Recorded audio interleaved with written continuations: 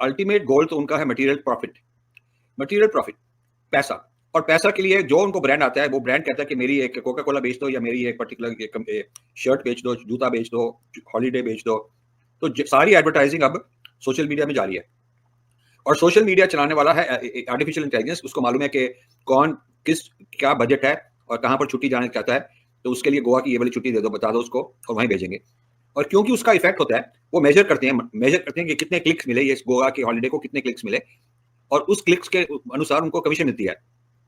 सो इसलिए जो भी मार्केटिंग हो रही है वर्ल्ड में, सारी वर्ल्ड में जो मार्केटिंग हो रही है वो सोशल मीडिया से जा रही है ज्यादातर। और सोशल मीडिया के जो एल्गोरिथम है वो इसलिए सक्सेसफुल है कि वो आपको पहचानते हैं, आपकी साइकोलॉजी को पहचानते हैं कि आपकी हॉबीज क्या हैं, आप क्या चाहते हैं क्या नहीं चाहते। आपको गलत चीज बताएंगे तो वेस्ट है ना, तो फिर तो आप क्लिक नहीं करेंगे, तो उनको पैसा नहीं मिलेगा। और जो आपकी थिंकिंग है वो भी मोल्ड हो रही है, ज्यादा धीरे धीरे वो चेंज होती जा रही है, ये बात है। तो ये उनका मोटिव तो बिल्कुल प्रॉफिट है, वो तो प्रॉफिट कंपनी है। कोई वैसे आपको कोई सहायता देने के लिए थोड़ा है, वो दान थोड़ा दे रही है आपको। वो तो वो आपके साथ आपको पकड़ के कंपनीज से, ब्रांड से प्रॉफिट बना रही है, उनका तो यही काम है। और कोई भी उनको हायर कर सकता है, कोई पॉलिटिकल पार्टी हायर कर सकती है, कोई रिलीजन वाली आइडियोलॉजी उनको हायर कर सकती है। फिर उनके जो मालिक हैं वो सोचेंगे इसको इसको इसको इसको हमने इसके लिए हम काम नहीं करेंगे, ये तो गलत आदमी है, ये ठीक आदमी, इसके लिए काम करेंगे। इसका मतलब जो आर्टिफिशियल इंटेलिजेंस के मालिक हैं वो ज्यादातर अमेरिकन है आजकल, और चाइनीज भी हैं, चाइनीज और अमेरिकन दोनों इसमें लगे हुए हैं।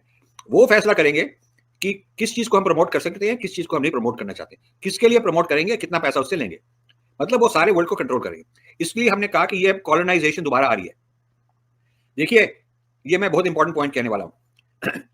जब इंडस्ट्रियल रेवोल्यूशन हुआ, इंग्लैंड में पहले हुआ, फिर फ्रांस में हुआ, बाकी वर्ल्ड में नहीं था।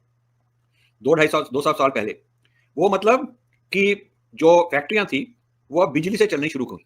अब ये उन्होंने बिजली से सारी मशीनें चलानी शुरू की, उसको इंडस्ट्रियल रेवोल्यूशन कहते हैं।